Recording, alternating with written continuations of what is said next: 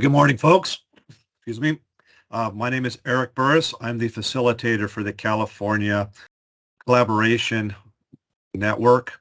We're really excited. I'm really excited that we have Dr. Susanna Theroux from SCORP with us.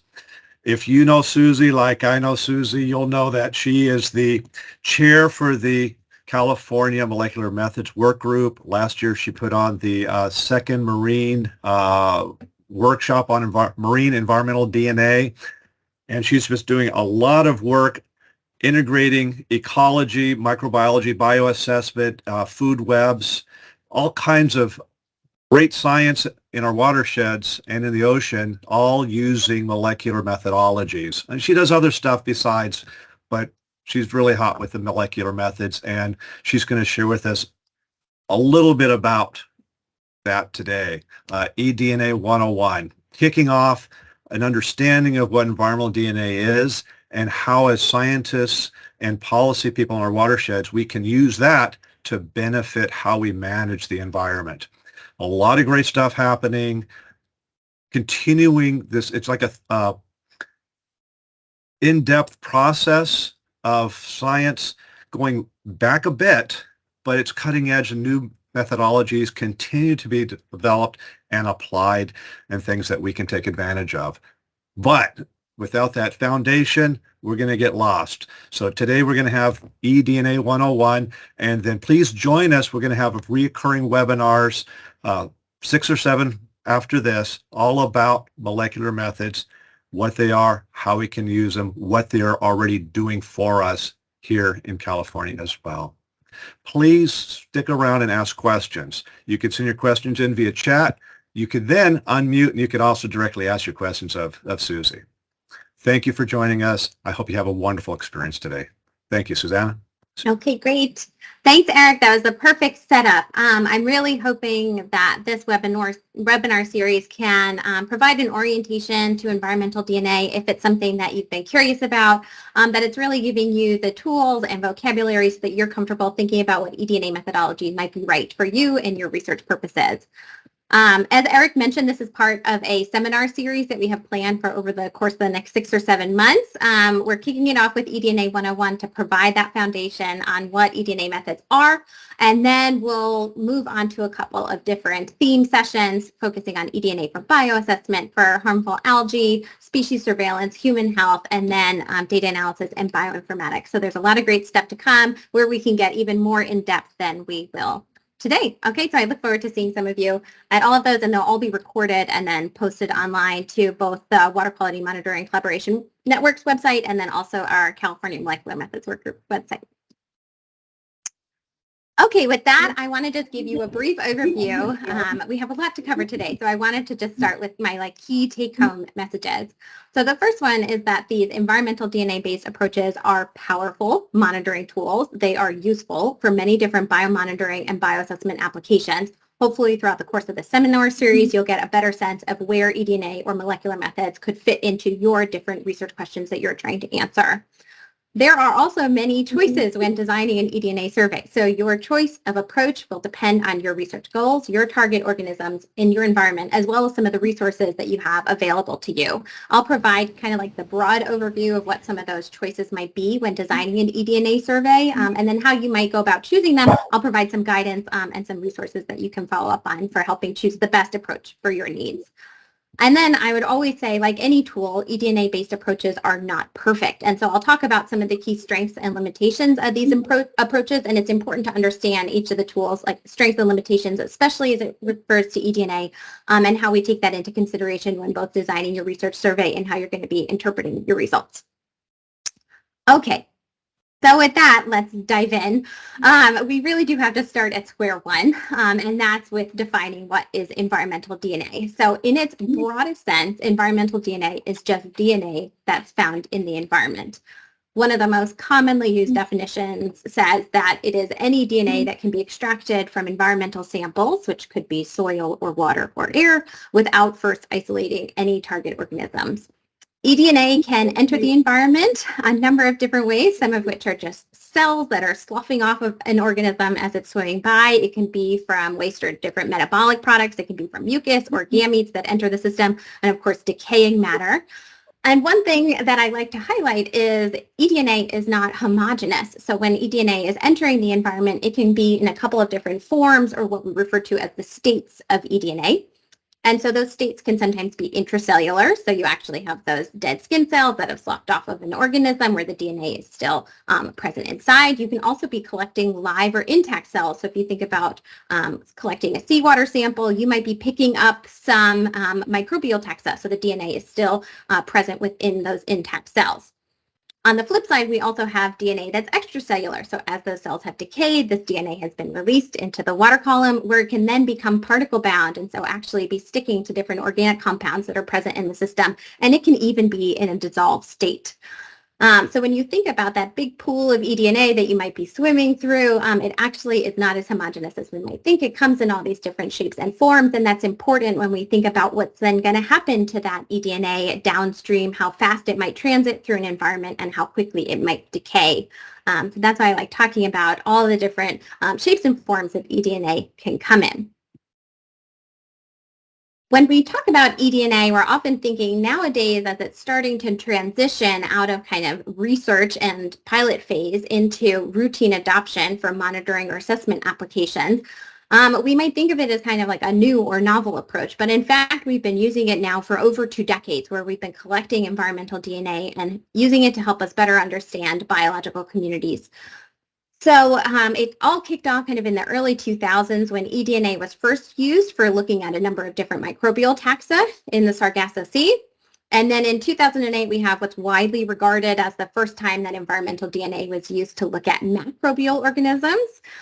With the Spisitola et al. Paper that I've highlighted here. And then in those past 2 decades, we've just seen this like exponential curve where we see increasing number of publications that are turning to these different environmental DNA tools or molecular methods for better understanding biological communities and how they're responding to environmental change. So with that, I'd love to talk a little bit about what some of the reasons are that people are turning to these molecular-based approaches. As Eric had mentioned, just last September, we had this second national workshop for marine eDNA, and on the right-hand side of your screen, I'm showing the results of one of the surveys that we sent out to all the participants of that workshop. So we had asked them, if you're currently using eDNA-based methods in your programs, please identify your main reasons for using them. And one of the biggest ones was ease of sampling. So eDNA often involves just collecting a sample of water that then gets filtered down, that can be extracted and analyzed for the species that are present there. Similarly, you can be collecting soil samples and even air samples now. Really, the advantages of eDNA kind of boil down to 4 key things. The first one is sensitivity. So with eDNA-based approaches, we're often seeing that we can detect organisms at really low abundances. So especially with approaches like quantitative PCR, digital PCR, which I'll talk a little bit more about, we can detect the presence of genes of interest at really, really low abundances, making the approach super sensitive.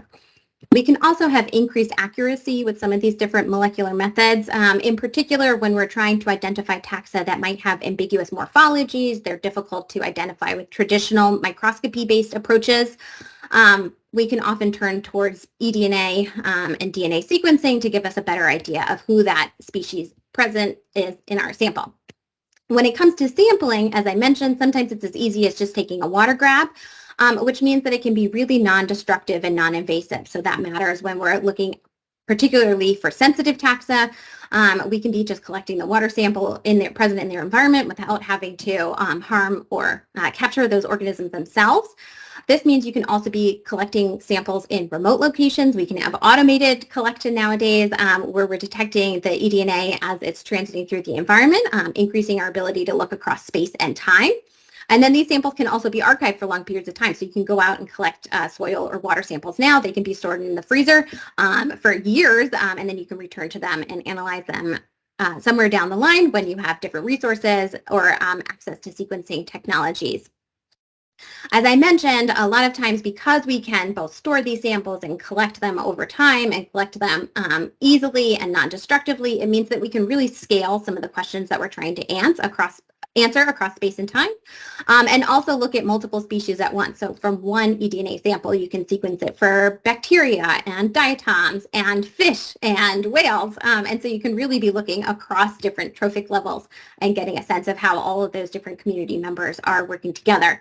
We've also seen every year decreasing costs in generating this DNA-based data. For some of our applications, it's anywhere between 50% to 10% as expensive as doing the traditional microscopy-based approaches. And we can have really quick turnaround times within the matter of hours to days, as opposed to sometimes days to weeks with some of our more traditional microscopy-based approaches. Then when we think about where eDNA is really broadening our ability to ask more in-depth questions about biological communities and how they're responding to their environment, I like to highlight some of the key applications where we're starting to see molecular methods be incorporated. So that's everything from doing impact assessments to harmful algal bloom tracking, fisheries stock assessments, and looking for invasive and endangered taxa. I would say probably we've seen the biggest boom in research focused on invasive and endangered species monitoring, or what I might refer to as targeted species monitoring. So again, the advantage here of using an eDNA-based approach is especially if you're doing something where the taxa could be really rare and you often have to be in the right place at the right time. What eDNA allows you to do is capture it even after the organism has transited through the environment. And when that DNA is in really low abundances, using these really highly sensitive technologies, we can still detect it without having to visually observe it. As I mentioned before, looking across different multi-trophic web, food web reconstructions and looking at biodiversity of species, using these DNA-based approaches, we're able to access information we didn't have access to before, because now we're able to look at something like microbial communities, which maybe we wouldn't have been able to do using morphotaxonomic approaches. Harmful algal blooms, there's really been an increase in the number of studies now where we're incorporating these molecular methods as well. It again allows us to detect it at really low abundances. So if there's a presence of a toxic organism and we want to start instituting some sort of management action, or maybe we're just going to keep an eye on it and see if it begins transcribing any of its toxin biosynthetic genes, eDNA has been a great way of doing that and detecting it before it becomes a problem down the line. One of the things I'll talk about is a lot of the work that we've been doing using it for bioassessment applications. This is often to alleviate some of the capacity problems that we've been having just in the amount of data that we want to be generating and the number of samples that we want to be collecting, and being able to turn to eDNA to kind of augment our taxonomic analyses and get some of that data into our hands faster.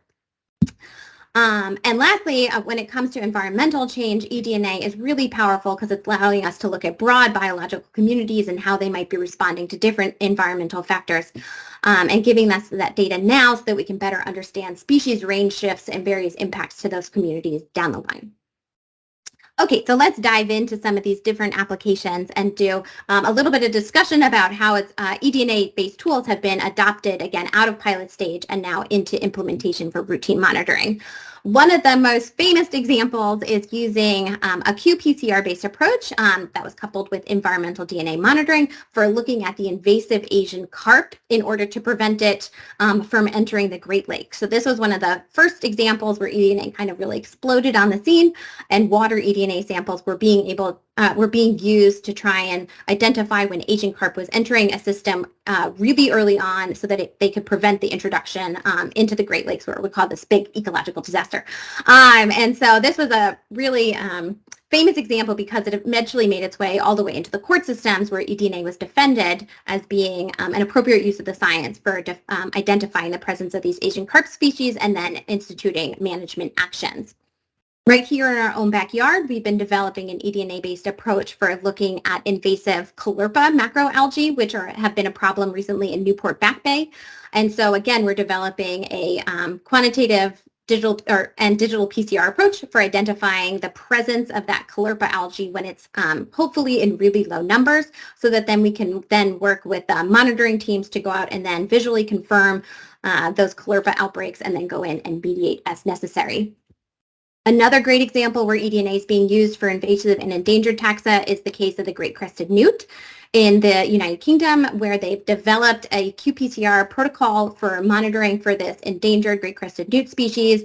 And what they've done is also formalize the sampling methodology, and then also a lab proficiency exam, so that now there are labs that are accredited for monitoring for this great crested newt, and it could be instituted universally using the same protocol for monitoring for these sensitive taxa, and they do this on an annual basis, and it's really been a great success story of where eDNA has moved out of just the pilot phase or research phase into eDNA method adoption for routine monitoring. Okay, a couple other good examples of eDNA being used for a number of different monitoring and assessment applications. Fisheries stock assessment is another place where we're seeing folks adopt these eDNA-based methods. In particular, NOAA has been doing a great job of exploring the use of eDNA quantitative PCR-based approaches for looking at Pacific hake, which is a commercially relevant species. And what they've been able to do is couple their eDNA, water eDNA sampling with their acoustic trawl surveys. And this figure here that I'm showing on the left-hand side of your screen shows you everywhere that they were collecting an eDNA sample, and they were also doing acoustic trawl bioassessment surveys, and then they were also able to couple that with the water eDNA data that they were getting, and they saw really nice correlation between the bioassessment data that they were getting from their acoustic trawls, coupled with the quantitative estimates that they were getting from their quantitative PCR. One of the other things that's really nice is you then have your eDNA sample that you can also be sequencing, so you get a better picture of all the different fish communities that might be present in the sample, whereas with the acoustic trawl surveys, you're really just limited to the biomass data. Another study that just came out recently down here in LA Harbor, where we were looking at fish community biodiversity, and this was again comparing trawl data with eDNA-based data. In this case, it was DNA metabarcode sequencing, so looking at the biodiversity of the different fish taxa that was identified. One of the big take-home messages from this study was that the eDNA-based approach was able to detect all but one of the fish taxa that was identified in the trawl surveys, and then an additional 63 other taxa that were identified using the eDNA-based approaches. So again, using eDNA in addition to some of these traditional methods and being able to identify sometimes a broader biodiversity of the number of the taxa, and sometimes even getting to have some of these quantitative estimates that really help inform some of our understanding of these biological populations. Okay, close to home for me, one of my favorite ways to use eDNA is in biological assessment. So in California in particular, in freshwater environments, we've been using benthic algae for doing stream bioassessment. And this is an example where we've really hit a capacity limitation where we have a limited number of highly trained taxonomists that are capable of doing the taxonomy analyses that are required for doing our bioassessment surveys. So we've been exploring a different way that uses DNA-based approaches for identifying which algae species are present in these samples. We're doing similar types of approaches for benthic macroinvertebrates in marine environments, where again, we're trying to look at whole communities of these benthic marine environments so that we can calculate biological index scores that give us a picture of the biological condition of these communities. For our algae, we've really been seeing some nice relationships where we're able to pick up a lot of the algae species that we identify traditionally with microscopy, in addition to identifying them with DNA-based approaches. But they are also highlighting for us that a lot of the times we're running into gaps in our DNA reference library. So what this refers to is when we generate those DNA reference sequences from our environmental samples, we want something to compare them to identify who those taxa are. And sometimes we are missing those key taxa in some of our DNA reference library. So I'll talk about that a little bit more when I get to some of the strengths and limitations of the method. But I just wanted you to know this is something that we're actively working on here in California, and really California has been a leader in this space nationwide in moving some of these biological index measurements into the molecular methods realm. Okay, another great way that we're seeing the applications of these eDNA-based approaches is in pathogens and harmful algal monitoring. So you may be familiar with the EPA certified method for using quantitative PCR for looking at enterococci in beachwater quality monitoring. This is a protocol that was adopted in 2012, and it's been used nationally in a number of different arenas. And then recently, San Diego last year just adopted the use of this protocol with digital PCR. So another way of looking for the enterococci in beachwater quality monitoring. What this was enabling us to do by using this molecular-based approach was get data back on the matter of hours as opposed to the matter of days, which is what it used to take when we were using those culture-based methodologies. Similarly, in looking for harmful algae bloom, we can use both quantitative PCR approaches and then high throughput sequencing approaches, or what we like to call DNA metabarcoding, community-based approaches. Oftentimes, we're using something that's really targeted and quantitative, like quantitative PCR, when we want a quick answer and we want to know how many microcystis cells are present in my sample. And you might use a community-based approach when you want to say, what are all the different cyanobacteria that are present in my sample and how are their relative abundances changing over time? We did just that in a study in Lake Elsinore in 2016, where we were looking at a microcystis bloom event, and you can see in that bar graph at the bottom, we could trace when microcystis became really abundant later in the season, and it really took off, and then it helped us hone in on which different toxin analyses we would want to be doing based on who the different species were that we identified there. MBARI, the Monterey Bay Aquarium Research Institute, has been doing some really neat work where they've been coupling DNA sampling with these gliders, and they've been able to collect a lot of really high resolution DNA samples over space and time, and they can look at how harmful algal bloom species are varying and the different genes that are present in those systems, again, helping them refine what toxins they might be monitoring for in their sample. So in this case, eDNA is giving you some really broad picture of who your communities might be, and even giving you the ability to do really quantitative estimates of how concentrated some of those cells might be present in your sample. Okay, that was a little bit of the whirlwind overview of what some different eDNA-based applications might look like. And now I want to talk about a little bit more of the nuts and bolts of how you would go about collecting your eDNA sample and then processing it. So when it comes to your typical eDNA workflow, it usually has these 4 stages, where first you're going out into the environment, you're collecting that sample. Then you want to bring that sample sometimes back to the lab, sometimes to the shore or on your boat, and you're going to concentrate that sample. That's often done via filtration. And then you're going to extract the sample, essentially remove the DNA that you're going to be analyzing from all the other environmental contaminants.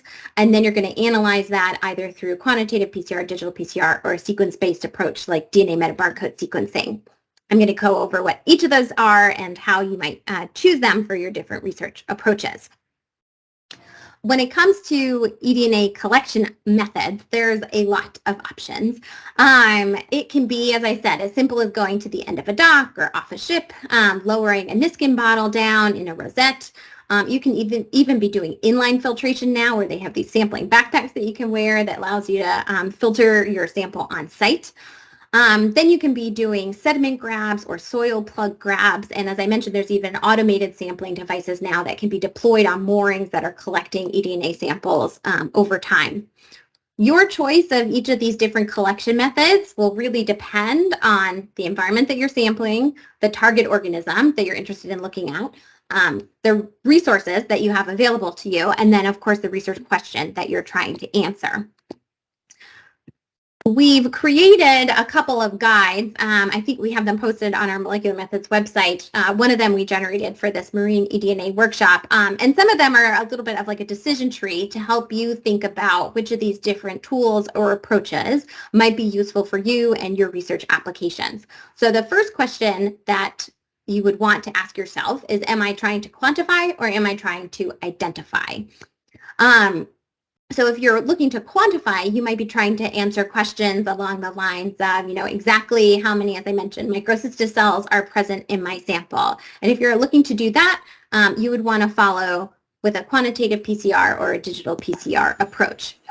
Instead, if you were looking to identify, so say you had a fish that swam by and you wanted to see exactly which fish species that was present, you could be using an identification approach such as DNA barcoding.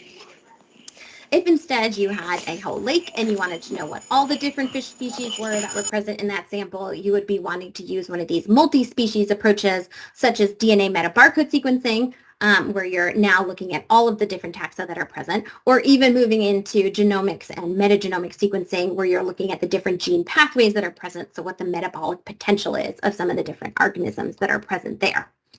Okay, so this is an example of something that can help you begin to think about which of these different tools might be useful for answering some of my research questions.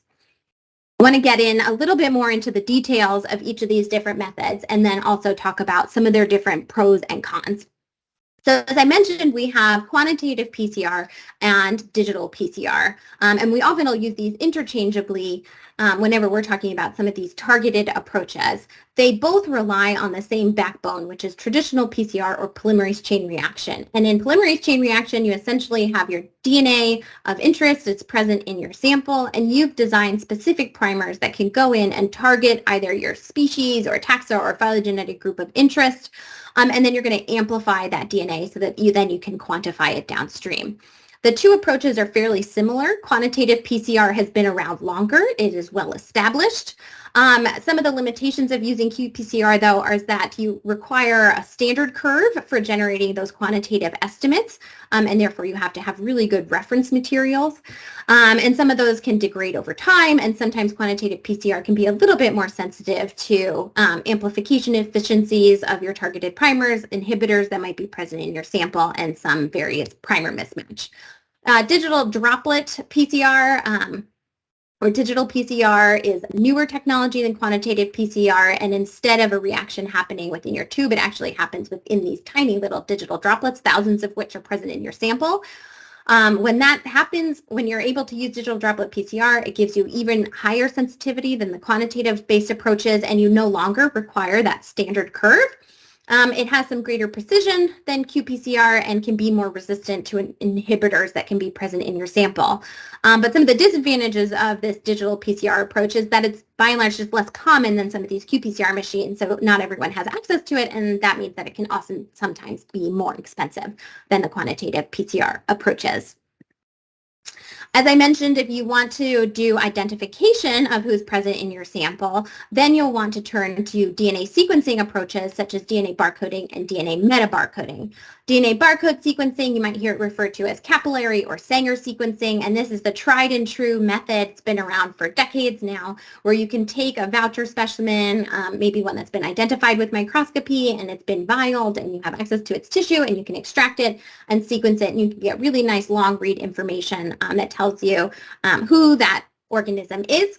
This is also one of the key ways that we augment those DNA reference libraries that I was referring to. So these big global repositories of all the different taxa that have been sequenced that are maintained internationally and are really the cornerstone of us being able to identify what organisms are present in our environmental samples. So when we're getting some of those taxa that haven't yet had their DNA reference sequences deposited in these global repositories, we're often using a DNA barcode sequencing approach to fill in some of those gaps. What I like to call like the supersized version of DNA metabarcode sequencing is called DNA metabarcode sequencing, where now we're using these specifically designed primers that can target multiple different taxa all at one time. We're going to sequence all of those different species all at the same time, and then we use bioinformatics to tease out who the different individual organisms are and their relative abundances that they occurred in our sample. You may hear this referred to as high throughput sequencing also, and one of the most common ways of doing that now is with this Illumina technology for doing this sequencing. Some of the main pros of using the traditional DNA barcode sequencing approach, as I said, it's been around for a really long time. That means it's really quite affordable at this point and has really high precision and minimal complexity of the data. Of course, the downside of that is that you're only sequencing usually a single species at one time, whereas with DNA metabarcode sequencing, again, it's high throughput. We're getting thousands of taxa all at the same time, which can be really advantageous when we want a really big picture of who the biodiversity in our samples. You can have really low cost per base pair. So for each individual nucleotide that you're sequencing, it's just getting cheaper and cheaper every year. But then there is more complex data analysis. So the bioinformatic analyses that happen downstream and when you're analyzing your data can be a barrier to implementation for some folks if they don't have a bioinformatics background. And you really are reliant on some of these DNA reference databases and their completeness in order to get the most bang for your buck out of the data that you're generating and really be able to identify as many taxa as you would want out of your samples. Okay, as I mentioned, one of the other options would be metagenomics and metatranscriptomics. And so this is where you're no longer targeting just specific barcode regions within your genes of interest. You're actually looking at all of the genes and all of the genomes that are present in your sample. So metagenomics is when we're looking at all of the DNA that's present in your sample, and this is a really great way of getting a sense of all the potential metabolic pathways, so what toxin genes are present in my sample or what nutrient cycling genes are present in my sample. And then if you want to look instead at the RNA, you're looking at the genes that are actively being transcribed. So that can tell you what genes are getting turned on in your environment and how you can use that to inform management decisions with regards to which different organisms are turning on different nutrient cycling pathway genes or, again, different toxin production pathway genes. The real advantages of these approaches is because you don't have to have primers that are specifically designed to your genes or target genes of interest. It means that you're really picking up everything that's present in your sample. There are fewer biases that can get introduced because you don't have any primers that you need to match specifically to your target organisms. You can also discover new genes and even new genomes that are present in your environment of organisms that you previously couldn't culture in the lab, but now you can still sequence their genomes out in the environment. But the real downside is there's higher cost and really high computational burden. You're generating a ton of data, a ton of genomes. Not all of them can you annotate. We don't know what all these different genes do in the environment. And so you spend a lot of time doing some extensive bioinformatic processing of this data in order to turn it into information that can be useful for informing management decisions down the line. Okay, as I mentioned, DNA reference libraries really are a core component of our DNA pipelines. And so having these complete DNA reference libraries is really critical for getting the most out of this environmental DNA data. So some of the DNA reference libraries that you may have heard referred to before include GenBank or NCBI and BOLD. Those are some of the biggest ones where folks will generate these reference sequences and then deposit them in these global libraries that then are accessible to researchers who are analyzing their own data. We use these DNA reference libraries for designing those qPCR probes or designing primers for DNA metabarcoding. We use them for assigning taxonomic identity to the sequences that we get out of our eDNA samples. And we also use them for similarly assigning those metabolic pathways to our environmental DNA data. So what's the state of these DNA reference libraries for a number of different target groups? It can really vary. So for marine invertebrates, I'm showing you a picture on the top here, where we have coverage for a number of our different key phylogenetic groups, and it can vary anything on the order of about 40%, even upwards of almost 80% of the taxa that we're looking to identify from our environmental samples have some of these sequences available in our DNA reference libraries. When it comes to microbial taxa in particular, I'm showing you an example here for diatoms that we use often for our bioassessment sampling. Sometimes we're not doing so great. So we have much poorer coverage of the taxa that we know you're interested in looking at, that we've previously observed with microscopy-based approaches. Now we want to observe them with DNA-based approaches, and we know that we often have less than 50% of our key taxa have available reference sequences. So there are a number of different efforts here in California, as well as nationally and internationally, to fill in these gaps. So this is a really hot area of research where folks are taking the phylogenetic groups that they're really interested in, that are critical for helping them build out their research portfolios or their biomonitoring surveys, and they're filling in those gaps so that we can really get the most out of that DNA-based data for helping inform management decision. I wanted to give just an example of how big an impact filling in these DNA reference libraries can really have. And so a paper that came out just a few years ago was focused on fish that were present in the California current. And so I just wanted to highlight here, before they went in and did some of this gap filling, it was on the order of about 50% of the taxa that they were interested in monitoring had one of these DNA reference sequences available. They did the very laborious task of collecting hundreds of these individuals and then doing thin clips and then doing the DNA barcode sequencing to generate those reference sequences. But now we have near completeness, on the order of over 90% of this fish taxa have now been identified and have these reference sequences present in these DNA reference libraries, and it means that much more of the environmental DNA data that we're generating can get assigned to these key taxa. So just another to highlight the importance of having these completeness in these DNA reference libraries. Okay, as I mentioned, one of the other core components of generating this DNA-based data and then turning it into actionable information is the bioinformatics step. So this is when we're taking all of your raw sequence data and we're cleaning it up, and sometimes we're clustering similar DNA sequences together. We're performing that taxonomic assignment where we compare it to these DNA reference libraries to identify who these different species present are. And then we turn that into, brilliant ecological insights. And so it might seem so straightforward, but this can really, again, be kind of a barrier to implementation for a lot of folks who don't have a bioinformatics background, and it can seem really intimidating. So what I can say is that there's an increasing number of tools that are now available that are much more user-friendly, and even automated tools that are available online where you can input your raw sequence data and it will output analyzed data, sometimes even in a visual survey format, so that you can really begin to explore who the different taxa are present in your sample and use that for better understanding or probing some of your research question. These tools can be automated, which is also really great for data reproducibility, and they can be well annotated and then publicly available. And so they're a really nice way to ensure some consistency in how the data has been analyzed. And as new tools come online, as long as things were well documented, you can always go back to old data, old DNA data, and reanalyze it with some of these new bioinformatic tools. So we'll have a whole seminar that's focused on these bioinformatic tools and data visualization. And I just wanted to highlight how it really encompasses a lot, everything from taking your raw data and turning it into something that can be used for actionable information.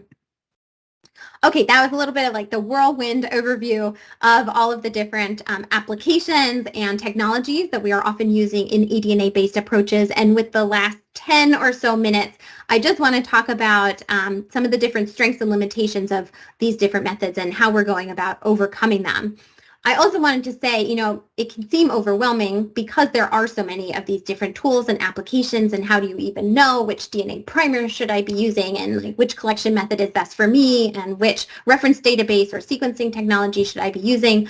And I'm just including the snapshot here from a paper that was focused on looking at different benthic macroinvertebrate communities with a number of different approaches, both in freshwater and marine systems, using bulk community sequencing, maybe from a trawl or eDNA, preserving in ethanol or frozen, targeting different DNA barcode regions, all to say that there are many different ways to get great data using these different molecular methods approaches. And so how you will choose to design your survey really does depend on your research question, again, and your environment and your resources. But that there doesn't have to be one perfect winner, that there are many good options that can get you really useful information that can help augment your monitoring programs.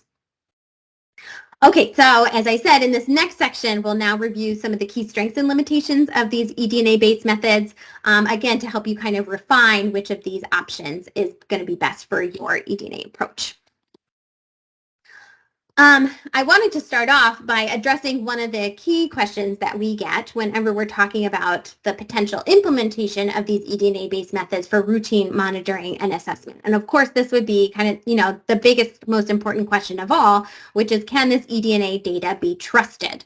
I think oftentimes we're hearing concern or, hesitancy around adopting these eDNA-based methods because we are used to more traditional approaches that use visual confirmation of an organism being present. So I love this quote from John Darling on his paper, How to Learn to Stop Worrying and Love Environmental DNA Monitoring.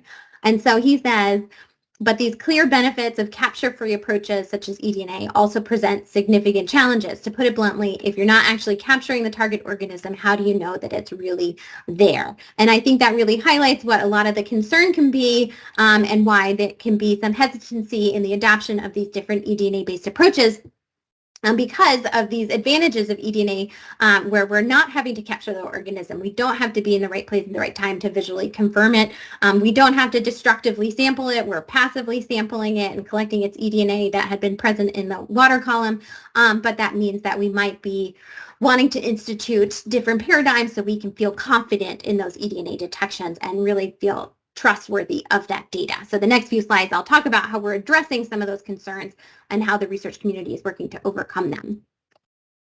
So a lot of the key concerns around eDNA accuracy can be grouped into what we might call type 1 and type 2 errors, or false positives and false negatives. So what do I mean by that?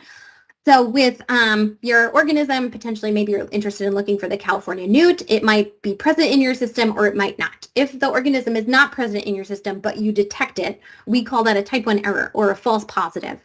And a false positive might happen because of contamination. Maybe you had cross-contamination, not great lab practices, and you falsely detected that organism's DNA in your sample. You might have primers or probes that were not designed as specifically as they should have been, so you got non-target amplification. And some folks would even consider eDNA transporting from like outside your area where the organism might have been to inside your area where your organism was not. They might consider that a false positive as well. And so there are a lot of different ways that we can go about addressing and controlling and minimizing those false positives, which I'll talk about next. The other type of error, the type 2 error, is a false negative. So this is when your organism is present, but you failed to detect it. And that might be because it was super, super rare. So its DNA was in such low concentrations that you just didn't capture it. It might be because your assay had insufficient sensitivity, so it just wasn't able to accurately identify that organism when it was present in your sample. You can also have inhibitors present in your sample. So certain chemicals that are present in the environment can actually inhibit the chemical reaction that occurs during your qPCR, your DNA sequencing, and then you'll falsely fail to identify the presence of that organism. So these are some of, just to put some labels on what some of these key concerns are that we're thinking about when we're designing these surveys, and then how we want to go about minimizing or addressing these concerns. So in the face of all these potential causes of false positives and false negatives, we really do have great opportunities to institute good lab and field practices to reduce the risk of these false negatives and false positives. So what that might look like is having good protocols for reducing the risk in the field lab, and then what we call in silico or in your data analysis stages for identifying some of those different errors and weeding them out. So that's everything from sterile technique in the lab, increasing your number of replicates that are collected, or increasing the volume of sample that you're collecting to increase your capture probability, using blanks at every stage of your workflow, of course, using internal positive controls as well that can help you track for the presence of inhibitors in your sample. It can also look at if your DNA extraction efficiency was poor or if it was good. Also looking to remove low-quality DNA sequences. You can do assay validation, both in silico and in the field, of those different primers or probes that you've designed. And then you can even use statistical techniques such as occupancy modeling for helping to develop some rubrics for when you consider a positive detection, or when you consider it to have a high risk of either a false positive or a false negative. So all of these are different ways that we're helping to institute good routine practice so that we can be minimizing these false positives and false negatives.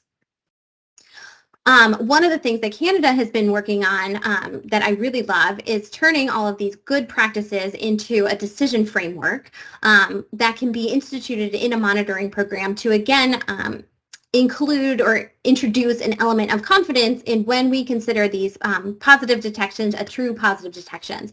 So what these decision tree matrices often look like is if you have passed all of your different QA and QC screenings to consider a positive detection a true positive detection. What I really like about how they've designed it for Department of Fisheries and Oceans in Canada is it is malleable for all different research programs. So depending on your different threshold of risk tolerance, you can institute different changes saying, you know, it has to pass my QA/QC controls. All of my field blanks have to be completely blank. All of my internal positive controls have to be completely positive. And then I'm going to consider it positive detection if it occurs in 3 out of 3 of my replicates, or it has to occur in 8 out of 10 of my replicates. So you can really curate how you want some of these decision frameworks to look based on your risk tolerance for your particular monitoring application or management action. And that, of course, will vary by different research programs and their different research needs. But I think this is a really nice way of kind of codifying how we're going to make these different decisions based on when eDNA is detected or not in a sample. Okay, so lastly, I just want to comment on what I would say like the million-dollar questions that we're often getting asked when we're talking about how to integrate these eDNA-based methods into monitoring programs. And so the top 3 questions that I always get are, how quickly does this eDNA degrade in my sample? How far does eDNA travel in the environment, both with depth and with laterally and with depth? And then also, can you get abundance data from eDNA? And I would say that these are the most frequently asked questions that we are fielding, and they are also some of the most difficult questions to answer. And that is because all of the answers to those questions depend on this idea of the ecology of eDNA. So the ecology of eDNA refers to the myriad of different processes that are occurring and the environmental factors that are present that all act on environmental DNA and dictate how quickly it degrades or transits through our system. And that could include everything from the temperature of the water, the different chemistry of the water, the salinity, the flow rate, the substrate and the bottom of the river, the number of microbes that are present, various grazers that are present, pH, the state of the eDNA when it was shed from the organism. All of these different components fall into what we consider to be the ecology of eDNA, and all have an impact on how quickly that eDNA may degrade or transit through the environment. This information is important because it helps us better interpret our eDNA signals, both in the context of space and time, so that when we detect eDNA present in our samples, we can get some parameters around how recently we believe that eDNA was shed and how far away that eDNA may have come to transit into the environment where we sampled it. So to address each of those frequently asked questions briefly, I'll start off by talking about how quickly does eDNA degrade. And so this is an active area of research. As I mentioned, some of the key things that can impact how quickly eDNA degrades refers to the environment, such as temperature, salinity, nutrients, pH, and microbial activity. What we see largely is that eDNA has a half-life between 10 to 50 hours, so it's usually gone within a matter of hours to days. And so that's the general range that we're seeing, that eDNA remains detectable in an environment after it's been shed from an organism. A lot of this is from empirical evidence in freshwater systems, but some now in marine systems as well. But that's the general range that we tend to see is on the matter of hours to days since it was shed from an organism that it will persist in the environment. When we think about how far does eDNA travel, it's been shown to travel thousands of meters in streams. This will depend, again, on eDNA state, flow rate, substrate, water chemistry, and the DNA concentrations that were input. In contrast, in marine environments, we see a lot more spatial fidelity, and we believe that has to do with some of the stratification that naturally occurs throughout the water column. And so some recent studies that have looked at eDNA with depth through the water column and then throughout a kelp forest ecosystem and different kind of ecozones throughout the kelp forest ecosystem, we see really high spatial fidelity where the eDNA that you're detecting over short distances, just in a matter of a couple of meters, reflect the organisms that are present in that environment. And it's not some giant mixing pool of, across thousands and thousands of meters. It's exhibiting this really nice spatial fidelity where the eDNA is reflecting the organisms that are present, even just on the course of a couple of tens of meters, is what we're seeing in marine environments. Okay. I know I'm close to moving on to the Q&A, so I just want to wrap up quickly. The last part on how we get abundance data from eDNA, this is something that is a key concern for a number of monitoring programs where we might be used to getting abundance estimates. And so we want to know how we can get similar types of data out of our molecular-based approaches. And so what qPCR and digital PCR are really good at doing is quantifying the number of gene copies in a sample. That's something they are excellent at doing. The part where it gets tricky is if the gene copies in your sample reflect the number of organisms present in your environment. And so that can vary based on the biomass of that organism, if it's releasing a lot of copies of the DNA into the system, if it has really high shedding rates, if it's actively reproducing and you're just getting a ton of that eDNA being put into the system.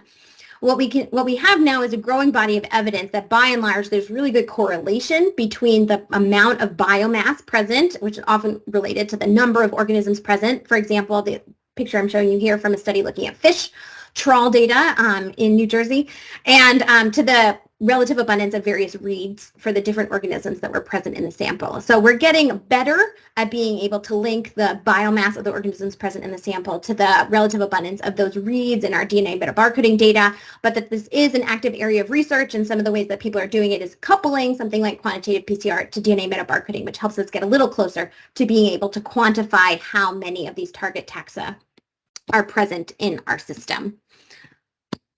So with that, I just want to say, there's a lot of these new methodologies that are coming online, and sometimes we might think about, how can they be replacing some of the traditional methods, but more so I think it's important to think about how they're augmenting some of our more traditional methods. And there's really a space where eDNA can help be coupled with more traditional morphotaxonomic approaches and actually strengthen with multiple lines of evidence the different types of biological information that we're getting from our system. So a couple examples of how eDNA and traditional methods really work together well is in developing some of these new primers and probes. As I was mentioning, filling in some of those DNA reference library gaps, really powerful to use traditional methodologies for visual identifications and then couple that with DNA barcode sequencing.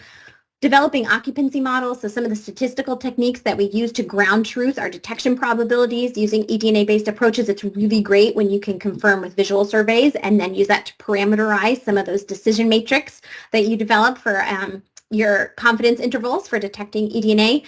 And then right now, we're still in the nascent stages of being able to use eDNA to tell us something about life stage or health status of different organisms. And that's something we still really rely on these traditional approaches for getting that information. And hopefully we'll be developing novel techniques using DNA and even RNA for answering some of those questions as well.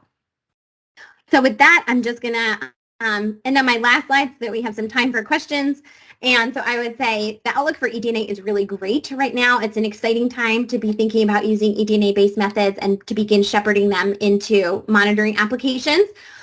There are many applications, and eDNA really gives us some speed and accuracy that we didn't have access to previously, and the way that it's being able to give us additional information about biological communities that we didn't have access to before can be really important for helping us inform our management applications and also learn something about the organisms and how they're responding to their environmental conditions.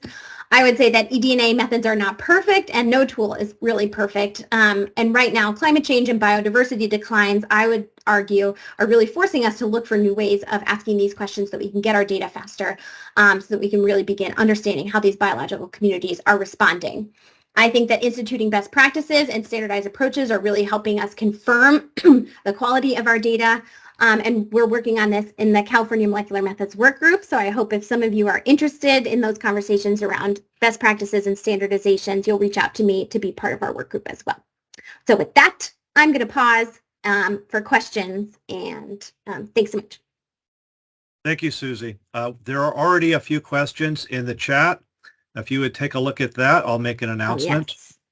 And if you have a question you want to ask, you can go ahead and put it in the chat. And when Susie's through going through the chat, if you like, you can unmute and ask your question of her. I invite you to visit the California Water Quality Monitoring Council. That's where you'll find a lot of the working groups that have been mentioned, especially the Molecular Methods Work Group, which Susie is co-chair. And with the California Water Quality Monitoring Collaboration Network's webpage, you'll find links to all of the videos that we're going to be recording, as well as any announcements. So we're working on putting together the date and agenda for the next webinar in this Molecular Methods series. It will be posted there. We'll also send out everybody that is subscribed to our emails an announcement. Awesome. Okay, well, I saw one question. Let's see. I'm going to scroll through a bunch of these. There was a question about other protocols for other pathogens like E. coli. Definitely, there's a tons of qPCR options. There are labs that do it routinely. And if you email me, I'll be happy to put you in touch with some of the folks that specialize on human health applications, which we'll actually have a seminar on. But feel free to reach out to me if you would like to be pointed towards any of those protocols. Okay. Do we need special sample bottles? Oh, that's a great question. So it can really vary, and no, as long as you're kind of the best practice is that you're sampling with something that is sterile. That's the biggest thing. You want to make sure that you're not introducing any exogenous DNA into your sample. So we have the Molecular Methods Work Group actually has a best practices document. It's available through our website if you click through, and it gives you some best practice guidance on how to sterilize your bottles. Oftentimes people are just taking a Nalgene and they're acid washing it or rinsing it with bleach and then making sure you remove all that bleach, and then you can just use that straight away. Okay, any other questions? Okay, what are the QA/QC steps for adding DNA to a library? In other words, if you take DNA from fish or invert to be added to a library, how to ensure DNA sequence came from the fish, not associated organism? That is a great question. So for a lot of the voucher specimen sequencing, so when we have a visually identified organism, usually we're trying to get it as isolated as possible. There will always be something, maybe like some microbes that are present on its skin. With microorganisms, we're often doing a pure culture, so trying to get like an azenic culture where it's just that one target organism. So there's some good lab practices so that you're minimizing the risk of having other organisms present in your sample. For something like a fish, your likelihood of the organism that's present there, the majority of the biomass that's present in your fish tissue sample is going to come from that source organism as opposed to some other like really low abundance eDNA that had just maybe been stuck onto its skin cells in addition. So your target organism is going to dwarf all of the other DNA that you sequence out of that sample. So that helps you feel confident that the DNA that you sequenced was the target organism that you had vouchered. And that's one way. The other way is using species-specific primers. So if you were doing something where it was a certain class of fish that you were really interested in sequencing, you could design primers that were specific just for that class of fish, and it would help you weed out any of your non-target organisms, if that makes sense. Great.